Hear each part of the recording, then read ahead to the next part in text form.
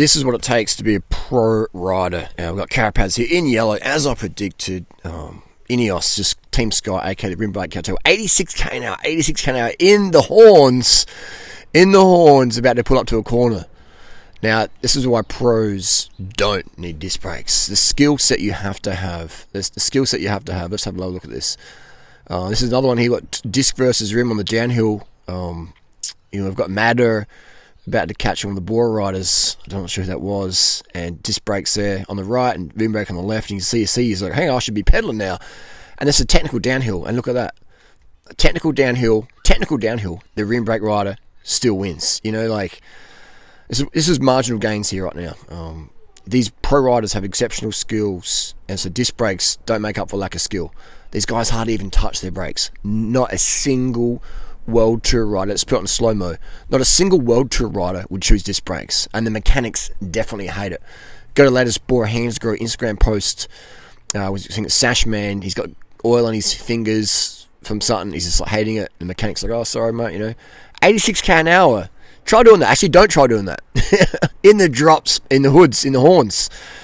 And he comes back down to the levers there to hit the brakes a bit, This is what it takes to be a professional rider. It's crazy skill, man. It is crazy skill. So if anybody out there, if you want disc brakes on your mountain bike, for sure, got it. I love them.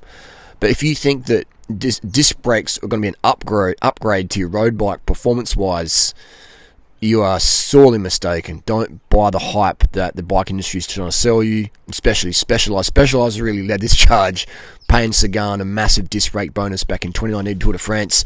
There's no way on earth Peter Sagan would choose disc brakes. The extra dead weight, it's such a cutthroat sport, every gram matters. Every single gram matters. These guys are so strict with their nutrition and always looking for the cutting edge to lose some weight and maintain power or increase power. So the fact that they would add, half a kilo to their bikes and rotating mass and slow wheel changes, it's not a rider's choice at all. It's industry coercion, disc brake mafia versus rim brake cartel, and the rim brake cartel is winning.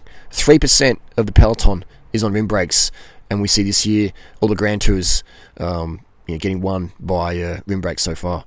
One on rim brakes. Marginal gains matters. I would say they're getting won because of rim brakes.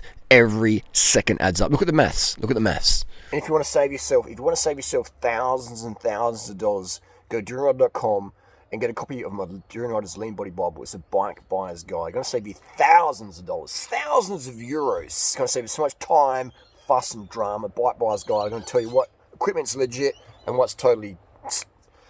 Cycling's becoming a new golf.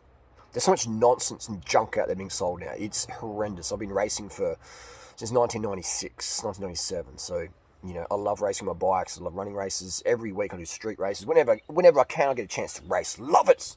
And I love performance product. But there's junk out there that's getting sold now in the market, and it's getting sold as performance product when it's not. It does my head in. So if you want to bypass all of that, go to Durianrider.com. Get my ebook, Durianrider's Lean Body Bible. I guarantee you, you will save thousands and thousands of euros and heartache and wasted hours. You can get money back. You can spend money, lose it, get it back. You can make more money. But time, you can't get time back. Once you lose time, faffing around with nonsense, you don't ever get that time back. Anyway, Durianrider.com. Hate to be salesy, but just been keeping it real, keeping it honest. It's the bike buyer's guide that every new rider should have, even a seasoned rider. To save you from getting caught up in that emotional trigger marketing BS that's put out there.